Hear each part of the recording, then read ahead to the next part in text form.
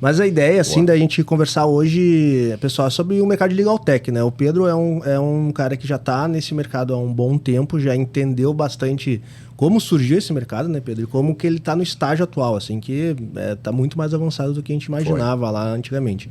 Como que foi esse início de empreitada, assim, Pedro? Como que tu falou assim, cara, esse é um mercado que eu acho interessante, vou montar e eu vejo um futuro bacana. E como que surgiu essa vontade, Pedro? Eu brinco que o problema ele foi abraçando a gente, né? Diferentemente, às vezes, quando você tem uma ideia ou você tem aquela vontade de empreender e você vai atrás de um problema. No nosso caso, eu tenho um sócio que ele é advogado, então ele já tinha vivência com esse problema, porque ele trabalhava em construtora e fazia toda essa esteira do imobiliário, que era pegar a certidão, analisar a certidão, tirar a informação do documento, levar para o contrato, fazer o registro, era uma baita de uma dor. Então, ele traz essa ideia lá em 2015, onde a gente poderia facilitar esse processo com tecnologia. E foi aí que eu comecei a estudar mais esse mercado, departamento jurídico, né? Mundo jurídico. Sim.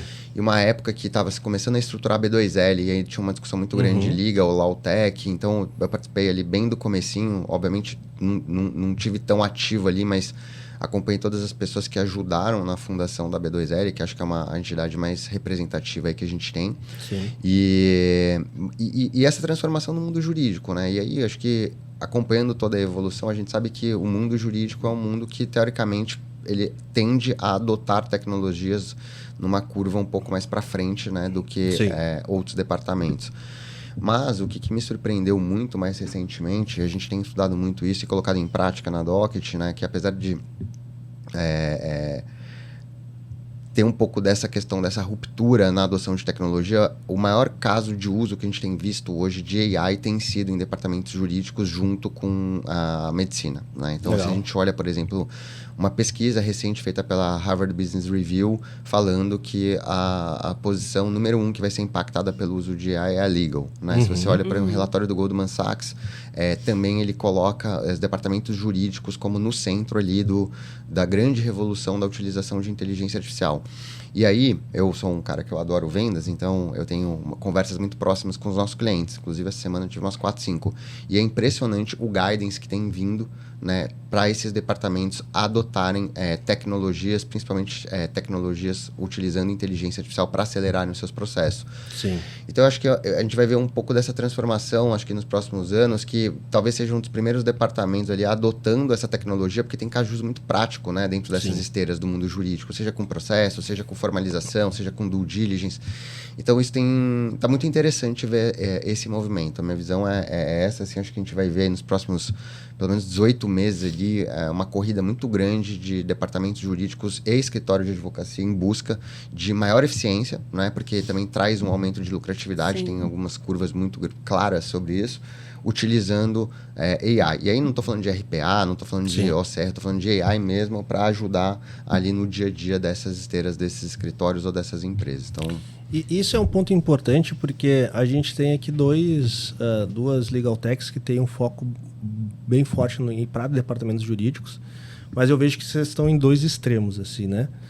Quando a gente analisa a Doct, daí eu quero entender mais, assim, como a gente estava conversando em off, vocês estão investindo bastante na utilização de inteligência artificial para análise de documentos, sem padrões, escrito à mão, que é bem complexo de entender. Então, se tu for pensar num departamento jurídico, tá utilizando uma solução da Doct, teoricamente já é a utilização de uma tecnologia bem mais avançada, assim, né?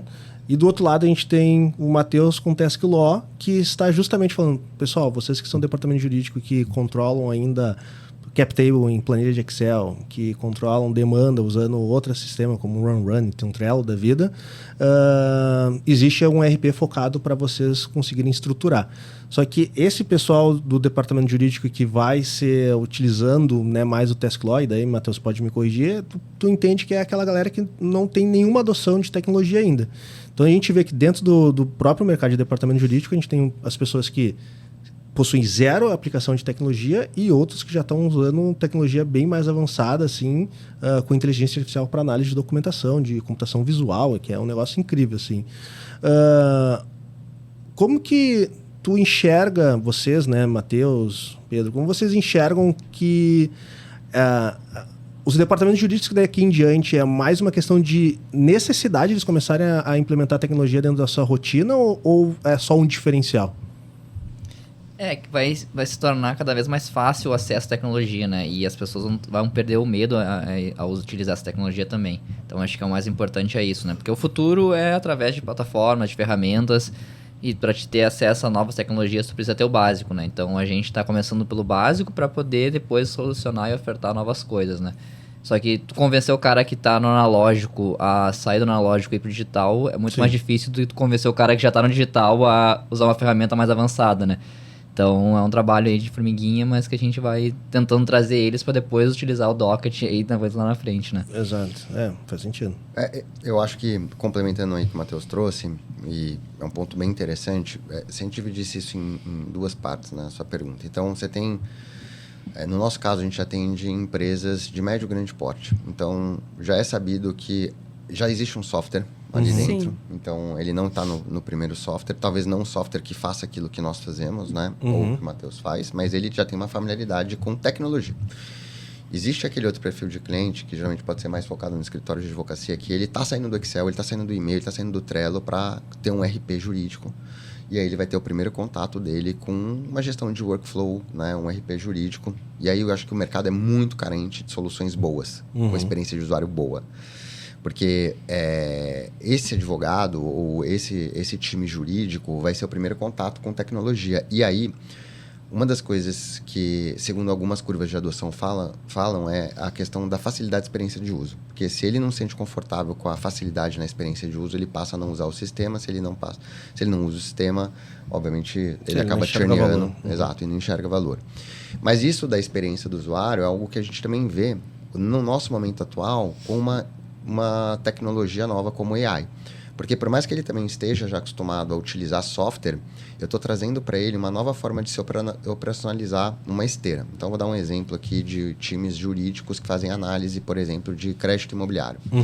É uma esteira que acontece da mesma forma há 10 anos. Agora, ele não vai mais precisar ficar abrindo documento por documento para saber o que consta dentro do documento. Ele utiliza a AI da Docket, eu já falo para ele se uma matrícula tem gravame, qual que é a causa do óbito para ele fazer a partir do pagamento do seguro prestamista, se o contrato social, quem são os sócios. Então, eu tenho uma nova forma de se operar dentro de uma esteira que já havia tecnologia. Se eu não entrego um produto que o nível de esforço dele vai ser muito baixo, com um ROI muito claro, ele não usa. Sim. Então, esse é o principal ponto quando a gente olha para artigos, principalmente fora, porque a Legal Tech, elas estão muito no hype de AI, né? Se você olha artigos, tem uma série de... A McKinsey publicou um baita de um estudo falando sobre esse analógico, né? Essa quantidade de dados analógicos que passam para o digital e como que a AI se beneficia disso. Mas o ponto primordial disso é a curva de adoção e a facilidade na adoção dessa tecnologia. Então, a gente precisa, sim, de fato, trazer a tecnologia, mas também ser muito consistente na boa experiência do usuário, porque senão existe uma grande chance de não se enxergar valor, de não se adotar essa tecnologia pela complexidade que ela é e por ter que já fazer várias outras coisas. Então, acho que isso meio que anda em paralelo, complementando bem o que o Matheus colocou de experiência do usuário. A ferramenta tem que ser praticamente self-service. O cara poder entrar ali, utilizar, brincar e decidir se ele quer ou não, né? Tem que ser fácil o suficiente para ele fazer o setup rapidinho. Sabe que um exemplo que eu gosto muito é o do Google. Porque a pessoa, ela entra no Google por quê? Porque ela está procurando alguma coisa. Logo, ela está perdida, né? E como é que é a página do Google? É uma tela em branco com uma barra no meio. Sim. É tudo que ela precisa. Ela não precisa de 50 mil coisas em volta para ela ficar mais perdida. Mantenha simples, né? E é muito difícil fazer o simples, deixar simples, né? É muito difícil.